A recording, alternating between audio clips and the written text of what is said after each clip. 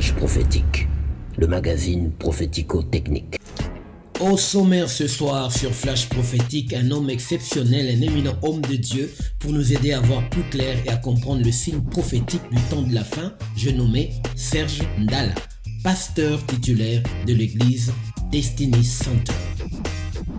Sandrine Arial, elle témoigne pour la première fois devant notre caméra. Elle accepte de parler de son expérience en tant qu'ancienne voyante et aujourd'hui sa rencontre avec Jésus-Christ.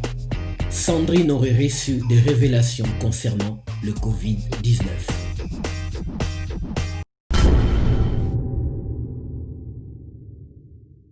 Bonjour, nous sommes sur le plateau Flash Prophétique dans l'émission Le coronavirus, le confinement et le déconfinement.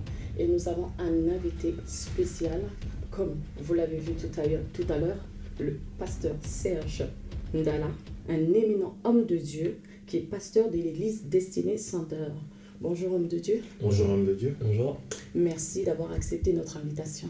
Le plaisir est le mien. L'honneur est le mien partout. Comment allez-vous? Je vais bien. Nous nous portons très bien par la grâce de Dieu. Alors dites-moi, homme de Dieu, nous vivons des temps difficiles et c'est pas facile vu ce qui se passe en ce moment, donc économiquement, socialement. Donc, comment vous voyez ce temps? Qu'est-ce que vous pensez déjà de ce fléau, de ce virus, le coronavirus? Vous en pensez quoi? Oh, moi, je ne vais pas jouer à l'équilibriste. Je ne suis pas un homme de science. Oui. Mes connaissances en matière scientifique sont assez limitées, donc je ne veux pas aller dans les spéculations. Je ne suis pas non plus un expert en matière politique ou économique. Oui. Donc, j'ai peut-être mes arguments que je peux partager. Mais au niveau du grand public, je dois dire des choses que je maîtrise. Oui. Et dans les choses que je maîtrise, c'est la science de Dieu, c'est la parole de Dieu, et c'est dans le domaine prophétique. Donc, je peux dire que nous sommes, certes, dans des temps difficiles, mais qui suit un calendrier. D'accord. Il y a un calendrier que Dieu a permis que nous puissions vivre. Je me base sur deux portions de la Bible, si vous permettez que je le dise. La Bible dit que le monde appartient à Dieu, l'univers, Dieu qui l'a créé. Mais la Bible dit le système, le monde est sous l'emprise du malin. C'est-à-dire Dieu a créé l'univers, ça lui appartient, il en est le maître, c'est lui qui décide quand et comment les choses se passeront. Mais cependant, le monde est sous l'emprise du malin, c'est-à-dire le système dans lequel nous nous trouvons est contrôlé par Satan. Donc nous voyons bien que nous sommes en train de vivre toujours cette dualité, ce combat entre le bien, le mal, l'enfer et le ciel, la lumière et les ténèbres. Et ceci n'est pas nouveau. D'accord. Dites-moi, homme de Dieu, normalement le Seigneur, Dieu prévient toujours ses serviteurs. Rien n'arrive sans que Dieu les prévienne. Donc nous avons vu dans l'émission d'avant, nous avons parlé en fait du coronavirus, de l'origine du coronavirus. Et nous avons vu des reportages, notamment le reportage d'une voyante, Sylvia Brown, qui avait prédit, un an après, malheureusement elle est morte, mais elle avait prédit qu'aux environs de 2020, il y aura une maladie de type pneumonie qui va toucher les poumons en fait des hommes et ils auront du mal à trouver en fait un remède à cela. On a vu aussi un autre reportage, c'est celui de Caroline Tourbe, qui en 2013, qui a dit qu'il y aurait aussi un virus du type grippe aviaire qui va être génétiquement modifié pour être transmis à l'homme. Donc dites-moi, homme de Dieu, qu'est-ce que vous pensez de cela? Bon, je ne voudrais, comme je disais tout à l'heure, c'est assez intéressant parce que le monde dans lequel nous fonctionnons, nous avons aujourd'hui d'ailleurs dans le domaine, dans certains domaines, nous avons ce qu'on appelle les essayistes. Les essayistes, ce sont des gens qui ont un cerveau, une connaissance assez approfondie de certaines matières du monde et qui peuvent se projeter en fonction des données et des choses qu'ils ont, des informations, ils peuvent se projeter dans le futur et nous donner comment le monde sera fait demain. la CIA le fait avec certains nombres d'experts qui vous projettent dans le futur. Ils savent comment l'économie se portera, comment la médecine, quelles sont les sciences qui seront développées. Donc, nous avons ce côté-là des experts qui parlent en fonction des données qu'ils ont. Nous avons aussi, sans pour autant glisser cette pensée-là, nous avons aussi Hollywood, qui n'est pas la moindre des organisations mondiales, qui influence le paysage mondial avec des films, avec des scénarios futuristes qui, nous voyons certains dessins animés même qui nous parlaient de certains événements. Donc le domaine entre guillemets du prophétique ne peut pas être perçu par l'Église comme le perçoit le monde. Nous avons un certain nombre, avant que vous citiez ces noms forcément célèbres que vous avez cités, nous avons des gens comme Nostradamus qui ont fait certains nombres de prédictions. Exactement. Mais moi, en tant qu'homme d'église, je ne peux pas me référer sur des prophéties faites par des experts ou des hommes de science. Mais nous voulons savoir, Dieu prévient toujours.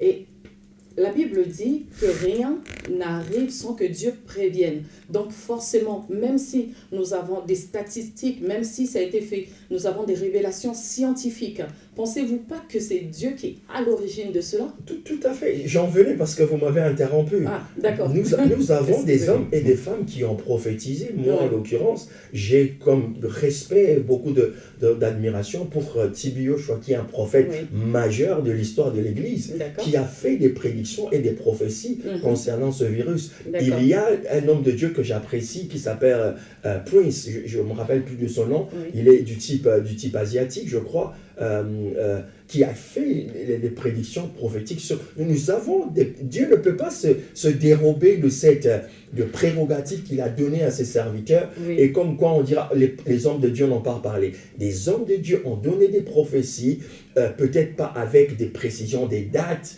et des temps, mais des prophéties ont été faites sur ce que nous sommes en train de vivre aujourd'hui. Je relève encore un détail très important.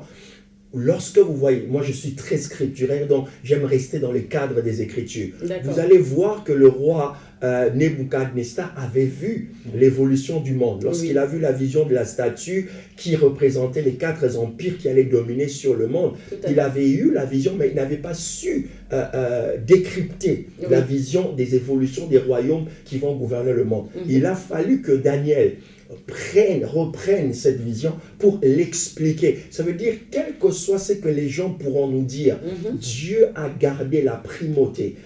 Parce que la prophétie est une exclusivité de l'Esprit de Dieu. C'est l'Esprit de Dieu qui distribue les prophéties. Ça peut être aux humains, aux scientifiques, mais l'exclusivité, rappelez-vous, la prophétie est la science de tous les mystères. Selon qu'il est écrit dans le livre de 1 Corinthiens chapitre 13. Donc, de tous les mystères que vous pouvez citer, la prophétie en est la science. Et l'Esprit de Dieu que nous portons est l'Esprit de la prophétie même. Donc, Dieu ne pouvait que le dire, il ne peut pas le donner aux scientifiques et le cacher à ses serviteurs à l'Église. C'est impossible. Mais à notre niveau, Chigozie, nous voulons savoir, est-ce que vous avez été prévenu? Moi, je ne peux pas dire que j'ai été prévenu, comment on appelle ça? De ce qui allait en fait arriver. Est-ce que vous avez eu des signes?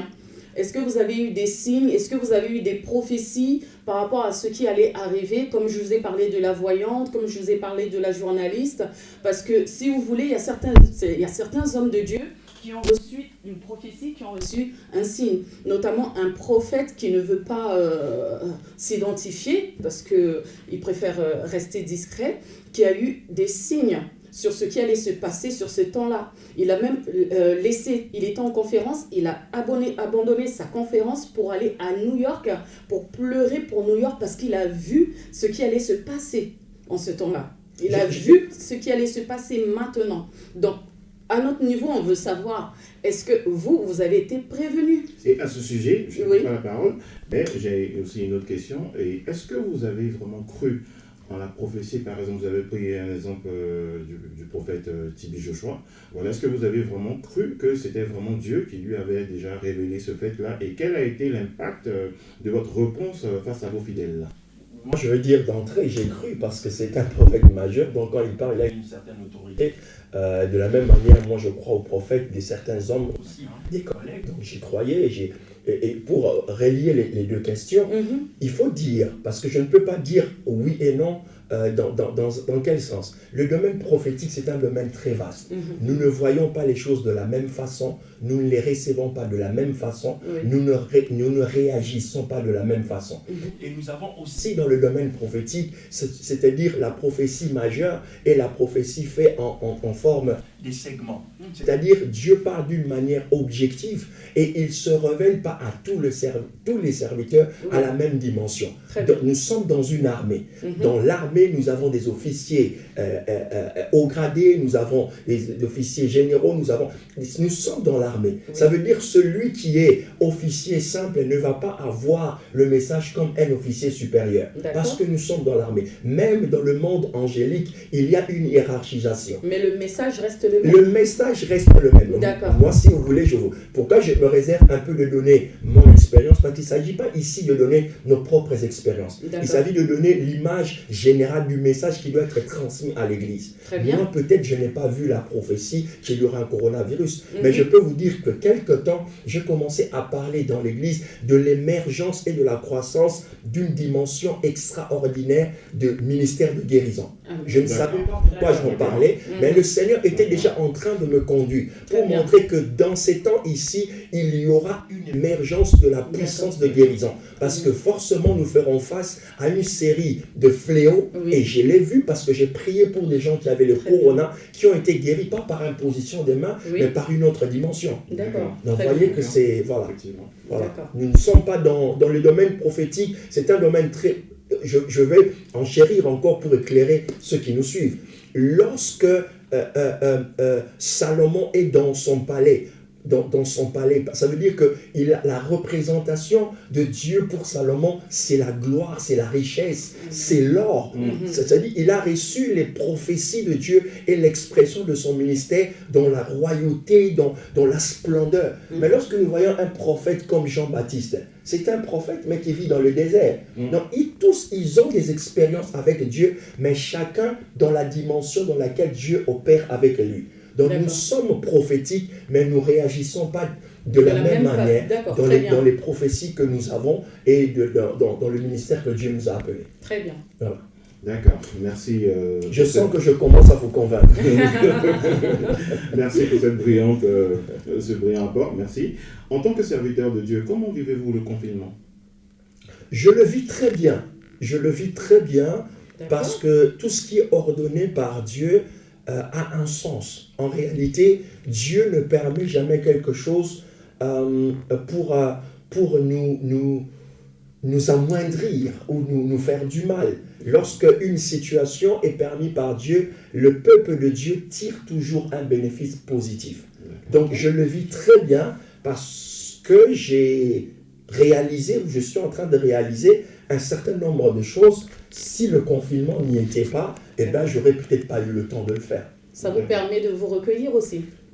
Le recueillement, pour moi, c'est quelque chose de quotidien, donc je n'ai pas attendu le confinement pour me recueillir. Je n'ai pas attendu le confinement pour m'occuper de mes enfants, de mes affaires. Mais cependant, je vois le monde autrement. Je vais plus en profondeur dans certaines choses. Je développe d'autres aptitudes que je ne dirais pas que j'avais négligées, mais que j'avais mis certains projets que j'avais mis dans les tiroirs. Je les ai ressortis.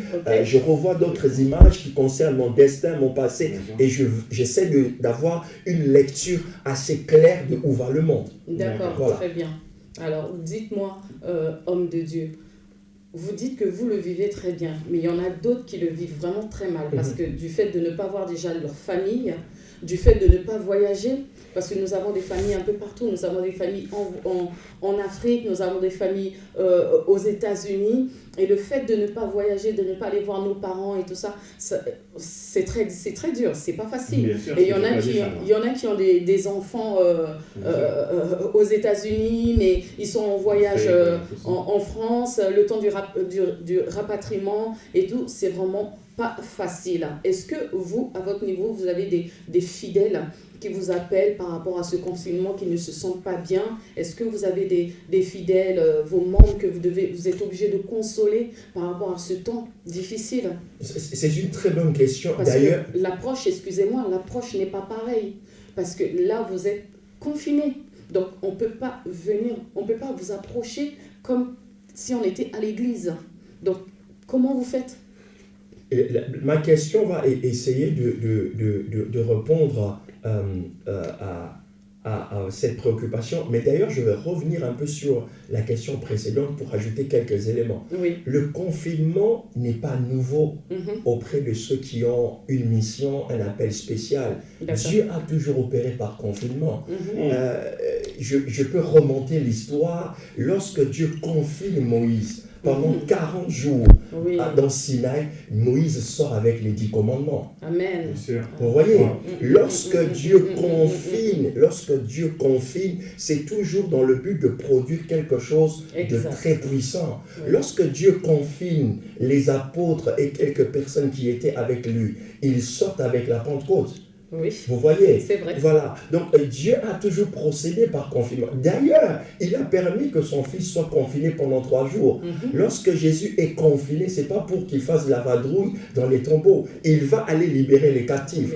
Donc le confinement, c'est lorsque David est confiné dans la caverne d'Abdullah. C'est là-bas où il transforme des gens qu'il avait pris, qui étaient des moins que rien, on va dire ça comme ça, il les a transformés en vaillants généraux d'armée. L'onction de la royauté s'est répandue sur des gens qui n'étaient rien. Ouh, je sens la présence de Dieu. C'est très fort. Moi j'ai une petite question encore. C'est très fort. Je voulais savoir, en fait, donc vous voulez ainsi signifier que le coronavirus a été... une bonne chose, c'est ça. Ouais, le coronavirus a été imposé par le Seigneur, c'est ça? Moi, je suis pas dans la guerre je vais dire, de comment on voit les choses. Moi, je regarde l'après. Moi, je suis dans les yeux de quelqu'un qui voit l'opportunité dans la difficulté. Moi, je vois la solution dans un problème. Je ne suis pas de la race qui se plaigne, qui se complaît. Non, moi, je vois que chaque chose que Dieu fait est bon. Quelle que soit la nature, quelle que soit la catastrophe, je tire toujours quelque chose de positif. La Bible dit « Toute chose concourt au bien de ceux qui aiment Dieu et ceux qui sont appelés à vivre selon ses desseins. » Donc vous affirmez. L'affirmation n'est pas ce que tu dis. L'affirmation de les choses auxquelles moi je crois. Suite à mon approche des événements qui arrivent. Écoutez, peut-être nous n'avons pas vécu au dernier siècle. La première guerre mondiale a tué plus de monde que le corona. Il ne faut pas l'oublier. La fièvre espagnole, ou bien la choléra espagnole a tué plus de monde que le corona.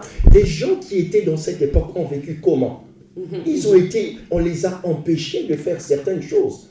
D'ailleurs, nous en parlerons tout à l'heure. Donc, comme je disais, le confinement, c'est un moyen extraordinaire pour certains d'entre nous, peut-être pas tous, mais certains d'entre nous, de sortir de ces événements avec les choses les plus brillantes qui existent dans votre vie. Il n'y a jamais eu un meilleur moment comme celui-ci. Mais je vous montrerai aussi, peut-être en avançant, que c'est une guerre, le confinement.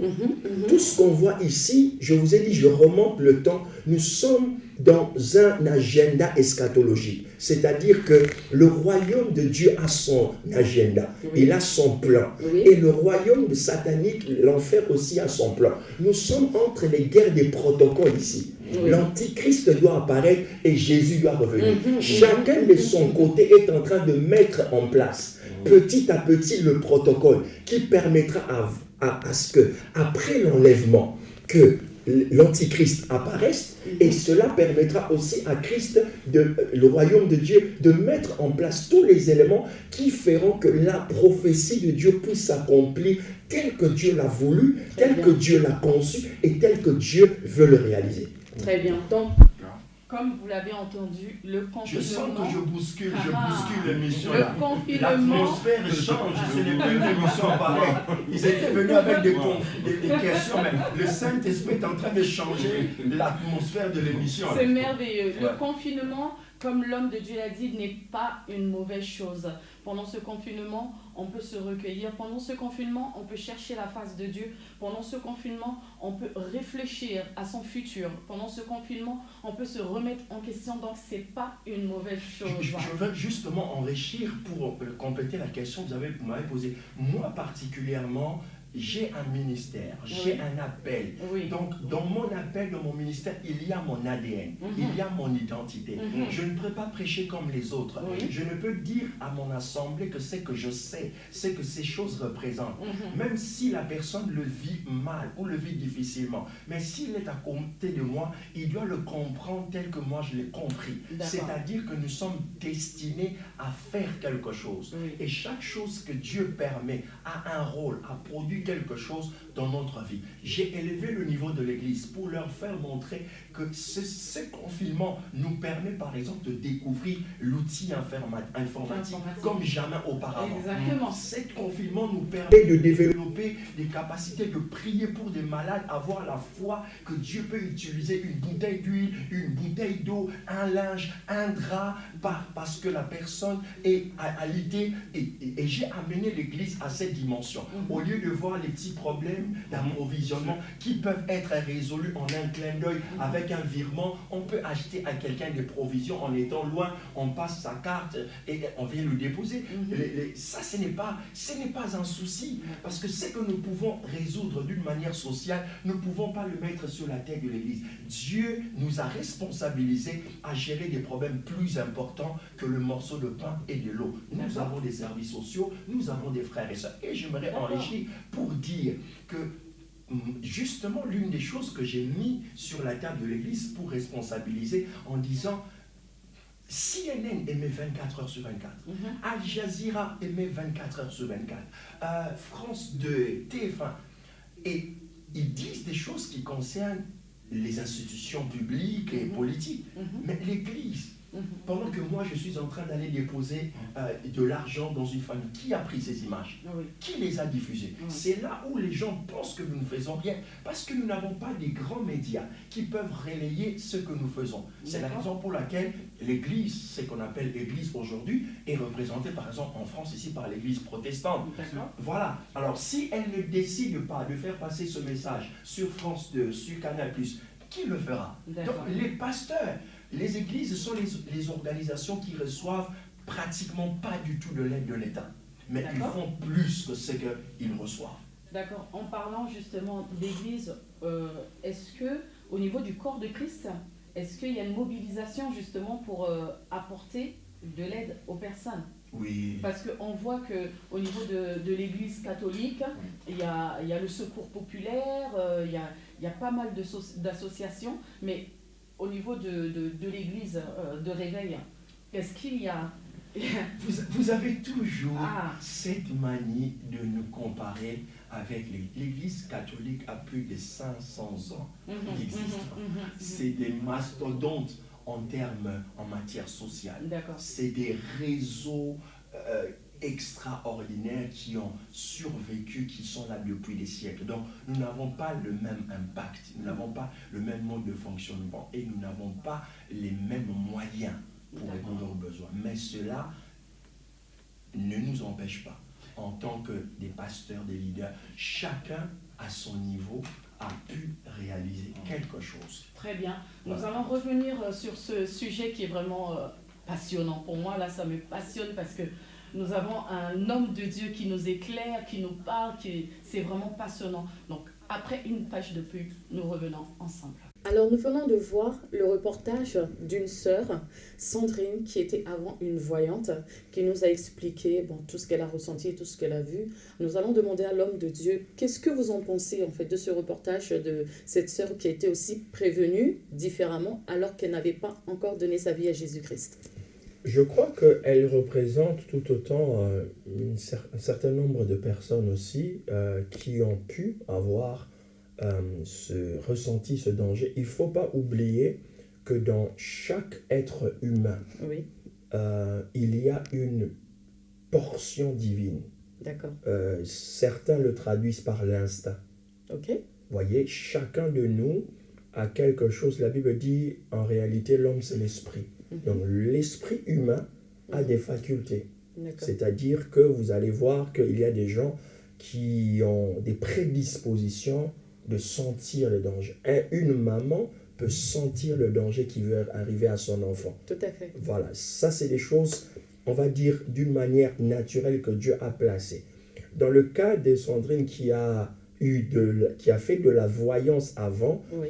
c'est que nous conseillerons en tant que père d'église, c'est pour pouvoir vraiment lui prendre en charge, mieux l'enseigner, Oui. parce que nous savons aussi que certaines voyances sont d'ordre satanique ou D'accord. d'ordre bizarre. D'accord. Donc il faudrait que ceux qui l'encadrent puissent s'assurer que le don ou l'esprit qui est en train de travailler en Sandrine n'a pas d'influence extérieure, D'accord. qu'elle est bien nourrie par la parole de Dieu, qu'elle a pas des ressentis humains, mais des ressentis spirituellement divins, D'accord. parce que le spirituel ou le prophétique grandit aussi avec la parole. Tout à Plus fait. on grandit, on a un cerveau spirituel mieux aguerri qui comprend les sons, les images, les couleurs, tout ce qui est prophétique dans la Bible, parce que Dieu ne va pas créer quelque chose de nouveau ou emprunter quelque chose qui vient du monde pour nous faire adapter, nous, à l'Église. Au contraire, c'est nous qui devons la formater, l'encadrer, afin que le don que Dieu a mis en elle puisse se fonctionner vraiment dans les normes, comme on dit. C'est lui qui prophétise, qui le fasse selon l'analogie de la foi. D'accord. Donc les prophéties ou les visions ne peuvent pas être faites dans le cadre de l'Église d'une manière désordonnée. Elles doivent être faites dans le cadre de l'analogie de la foi. Donc selon les prescriptions du Saint-Esprit. Très bien. D'accord. Alors, à présent, nous allons parler du déconfinement. En tant qu'homme de Dieu, nous avons parlé du confinement. Vous avez eu à dire que le confinement était une arme de développement. Donc, que pensez-vous du déconfinement? Bon, en fait, c'est des termes qu'on nous impose, hein, en réalité. C'est des termes qu'on nous impose parce qu'il y a quelques semaines, on ne parlait jamais de confinement. C'est les médias, vous comprenez la force des médias. Oui. À force d'entendre confinement, c'est entré dans notre monde de vie. Mais en réalité, ce n'est que des feux verts. Ce n'est que la fin d'un cycle ou d'une saison ou d'une période. C'est comme lorsque une femme est enceinte, 9 mois après, elle va accoucher. Donc, le monde est cyclique. Le monde est cyclique. Ce que vous voyez aujourd'hui reviendra peut-être dans 50 ans, dans 100 ans, mais il reviendra sous autre forme.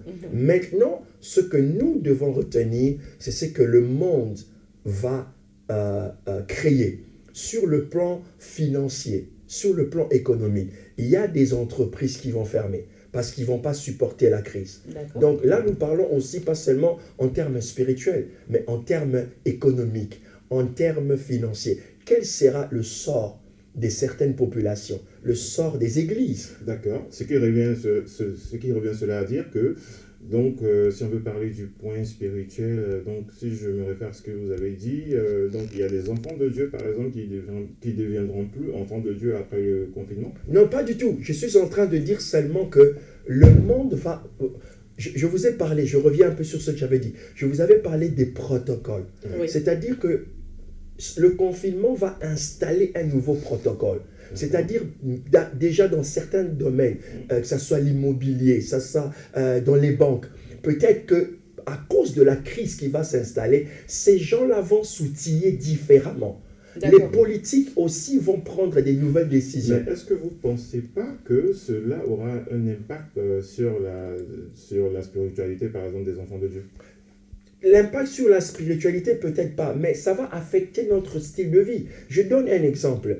Lorsqu'un marché est frappé de plein fouet par une crise, je dis le marché de l'immobilier, peut-être que vous aviez eu l'idée d'acheter une maison ou un appartement avant le confinement. Maintenant que la crise est là, peut-être qu'ils vont modifier les taux d'intérêt. C'est ça. Soit ils vont être ramenés à la hausse, soit à la baisse. Les banquiers vont être peut-être plus pour vendre certains produits immobiliers. Ils vont jouer sur un certain nombre de choses. Même si vous êtes spirituel, si vous n'avez pas la connaissance de ces choses-là, vous allez soit rater des opportunités, soit ne pas faire ce que vous voulez faire. Donc, je suis en train de dire simplement ici, j'ai dit, le confinement, c'est un langage. Je vais donner un exemple très pratique. La Bible dit ceci: ceux qui se confient en l'Éternel ne se fatiguent pas. Ils prennent l'envol comme l'aigle. Ils courent et ne se... Pourquoi la Bible parle de l'aigle? Parce que l'aigle aussi a une période de son histoire. Lorsqu'il a vécu pendant 30 ou 40 ans, l'aigle doit se renouveler. Et pour se renouveler, il doit être confiné. Et l'aigle, pour être confiné, il monte dans les hauteurs. Il reste dans les hauteurs pour que le soleil frappe sur son plumage. Il doit perdre l'ancien plumage qui l'empêche de voler désormais. Il doit perdre son bec qui le permet de chasser. Il va rester sous les rayons solaires pour que toute cette métamorphose-là se fasse. Au bout de 3 mois, l'aigle va se renouveler. C'est la raison pour la Bible dit qu'ils prennent l'envol comme l'aigle. Ils volent. Et pourquoi? Parce qu'il doit venir avec des nouveaux outils, des nouvelles capacités qui vont le permettre à vivre. L'Église doit avoir des nouveaux outils informatiques, financiers. Aujourd'hui, il y a des pasteurs ou des églises qui refusaient le paiement. Vous voyez, quand il y a les cultes, on passe les cartes électroniques. Oui. Aujourd'hui, ils se sont rendus compte que le monde a changé. Donc, les gens vont commencer à donner des offrandes. C'est un exemple parmi tant d'autres. Pour vous dire qu'au-delà de la spiritualité, l'Église doit continuer à apprendre sur ce qui se passe dans le monde. Ça, c'est un point important. Deuxième chose, l'Église ne doit pas s'affoler et commencer à ne prêcher que sur l'enlèvement, sur l'enlèvement. Ça aussi, c'est une grave erreur. Parce que, de toute façon, certaines calamités, l'Église ne la verra pas, ne la vivra pas, parce qu'elle sera de toute façon enlevée. Donc, l'Église doit continuer à être le sel de la terre, la lumière du monde, en prêchant l'évangile de l'amour, du salut, de la guérison, de la délivrance. Mais dans la dimension dans laquelle le monde se trouve aujourd'hui. Il y a ce fléau, il y a cette maladie qui va imposer un certain nombre de choses et qui va changer l'aspect économique et financier du monde. Justement, est-ce que vous pensez que le déconfinement sera une solution?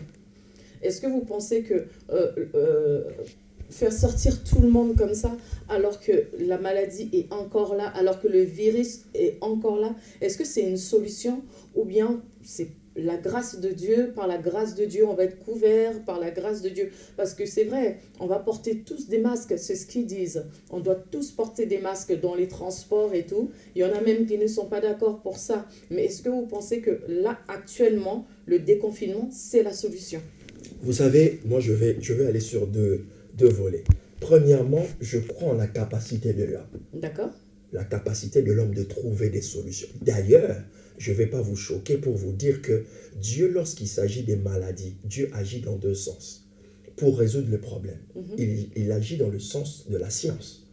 Parce qu'il permet que l'homme puisse trouver des solutions scientifiques afin d'éradiquer certaines maladies. Donc la science n'est pas toujours contre la foi ou la spiritualité. Parce que d'ailleurs, entre guillemets, il vous est arrivé un jour, vous étiez malade, vous avez prié, vous n'avez pas senti bien dans votre corps, finalement vous avez pris un Doliprane, ou vous êtes allé voir un médecin. Donc ça veut dire que quelque part, même nous les hommes de foi, nous utilisons toujours cette science-là. Donc on est vacciné dans certains domaines. Donc Dieu va utiliser le cerveau humain pour trouver des médicaments, des vaccins, comme j'ai dit, vous avez dit, les masques, les mesures sécuritaires pour nous permettre de vivre mieux dans la société. D'accord, mais justement, par rapport à ça, est-ce que ça vous fait pas peur justement que l'Église soit oubliée? On a vu un reportage où c'était des scientifiques qui disaient, voilà, l'Église, là, qu'est-ce que l'Église peut faire? L'Église ne peut rien faire. Donc, c'est vrai, il faut des médicaments et tout. Là, l'Église se fait tout petit. Donc, est-ce que le monde va se tourner plus vers la science? Parce qu'on a même un magasin qui a affiché en fait que les aides-soignants et tout ça étaient prioritaires. Donc, ils pouvaient rentrer dans le magasin sans faire la queue et tout ça, parce que, voilà, ce sont des aides-soignants, ce sont des scientifiques, donc ils sont prioritaires. Est-ce que... Justement, c'est que j'étais en train de dire tout à l'heure. J'étais en train de dire tout à l'heure. Un déséquilibre. Le monde va changer. Oui. C'est ça, justement, ce sont ces lois-là qui prouvent que le monde est en train de changer. Après, les lois seront prises. Les gens se sont rendus compte que ces personnes-là étaient au front. On va leur donner des priorités. C'est justement, c'est ça le changement du monde. Et je veux pas vous choquer, mais vous savez, lorsque les politiques prennent des décisions, entre guillemets, ils s'en foutent de l'Église. C'est pas leur problème. Ils s'en foutent éperdument. Vous n'êtes pas dans leur calcul. Entre guillemets, vous ne pesez pas. D'accord. Vous ne pesez pas. D'abord, c'est avant de résoudre le problème de l'Église, ils doivent résoudre le problème de la Ligue 1. Qui pèse des milliards d'euros. Vous représentez quoi en termes financiers?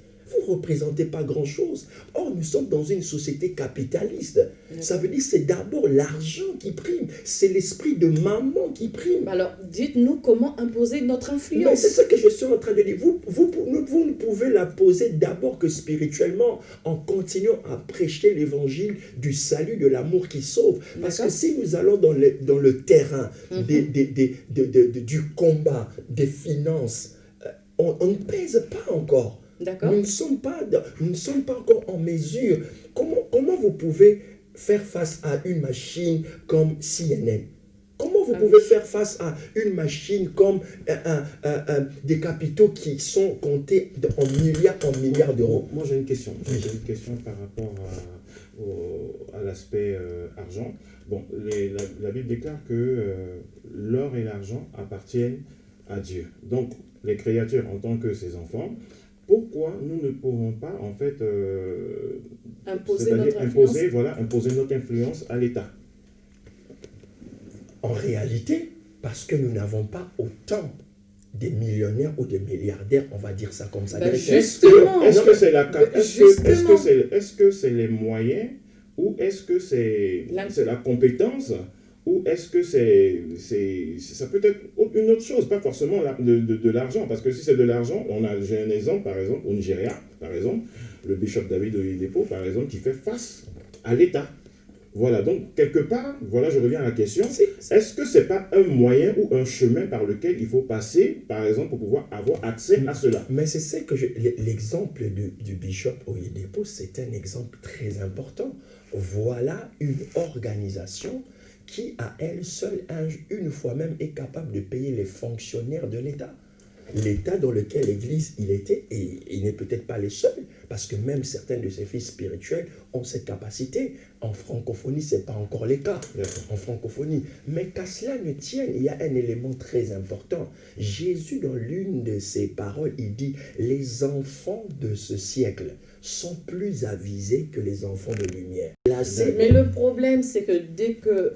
c'est un sujet qui est très compliqué. Dès qu'on enseigne un enfant de Dieu sur comment gagner son pain, comment on dit que c'est l'évangile de prospérité. Maintenant, les serviteurs de Dieu n'osent plus maintenant.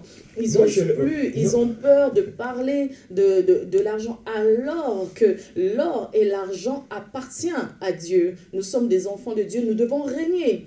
Nous devons régner. Ce que tu dis, c'est ce que la Bible dit. C'est d'une manière, on va dire, théorique ou spirituelle. Oui. Mais maintenant, cette parole, pour qu'elle entre en matière, il faut l'exercer. Parce que je l'ai dit au début, j'ai dit, le monde appartient à Dieu. Oui. Le monde en tant qu'univers. Oui. Mais le système du monde, c'est Satan qui le détient. Exact. Donc, là est vrai qu'il y a des domaines dans lesquels les enfants de Dieu, pour qu'ils percent, c'est difficile. Parce que ceux qui détiennent ces milieux-là, ces secteurs-là, c'est forcément ou généralement ce qu'on appelle des ésotériques ou des païens ou des gens qui n'aiment pas Dieu forcément.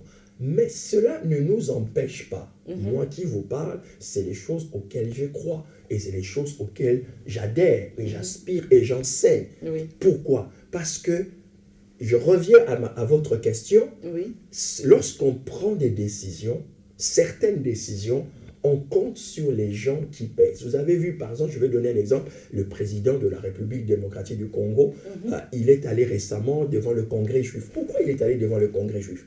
Parce qu'il pèse. Parce que ces gens-là sont capables de soutenir sa politique.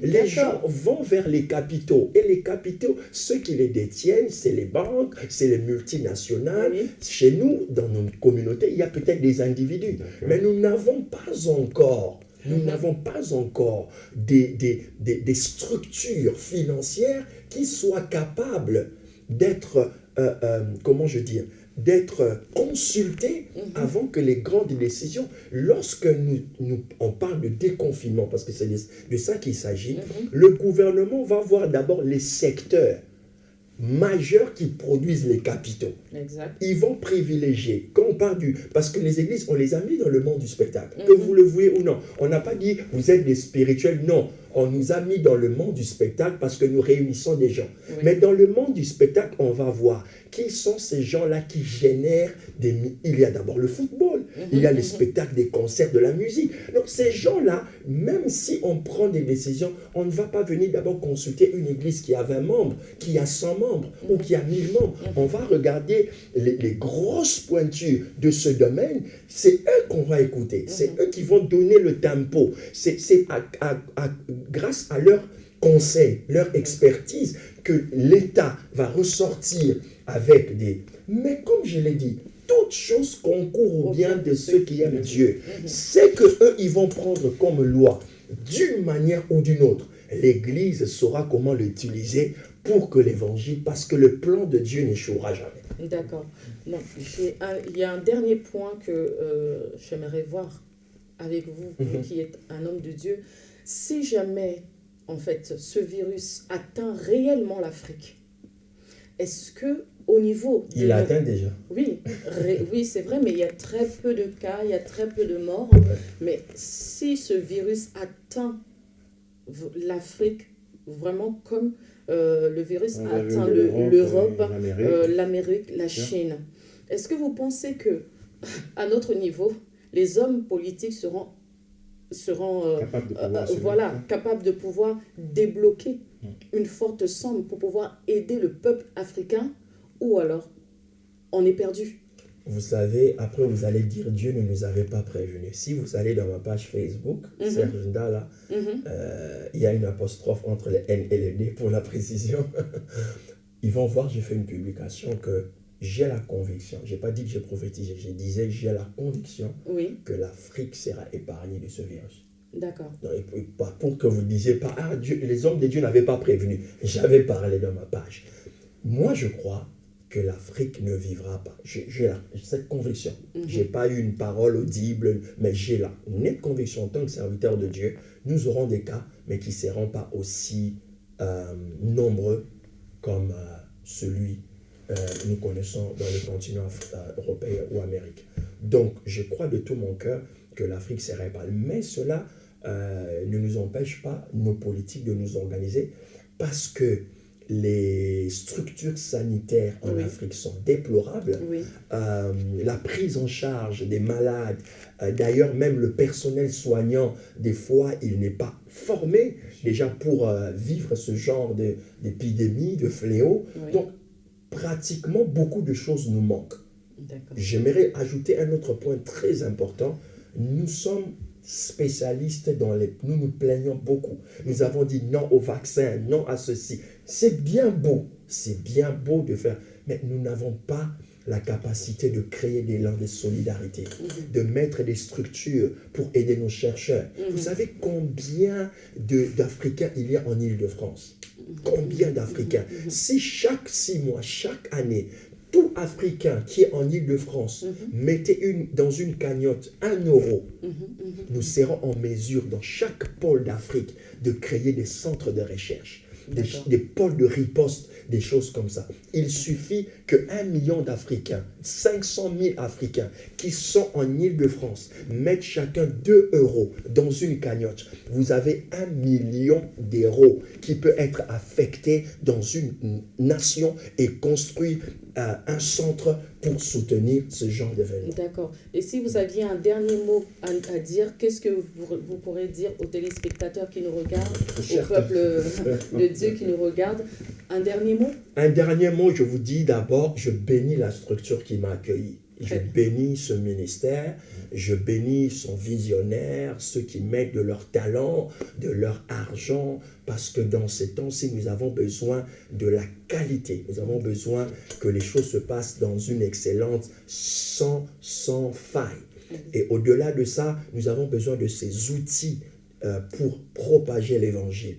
Et la deuxième chose, j'aimerais dire aux enfants de Dieu, ceux qui ont reçu les saintes écritures dans leur cœur, il ne se retrouve jamais dans des paniques, dans des stress. Il n'y a pas besoin de paniquer. Comment on fera après les déconfinements?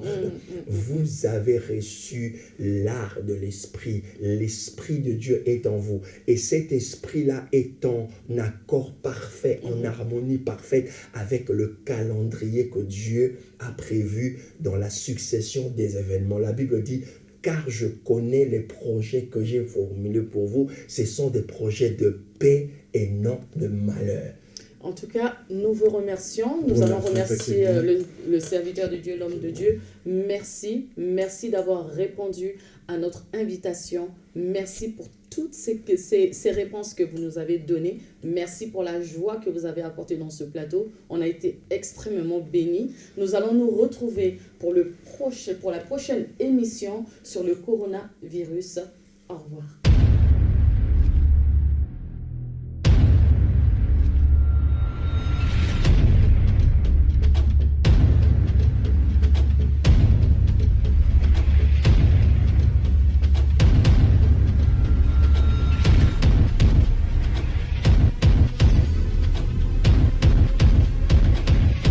Flash prophétique, le magazine prophético-technique.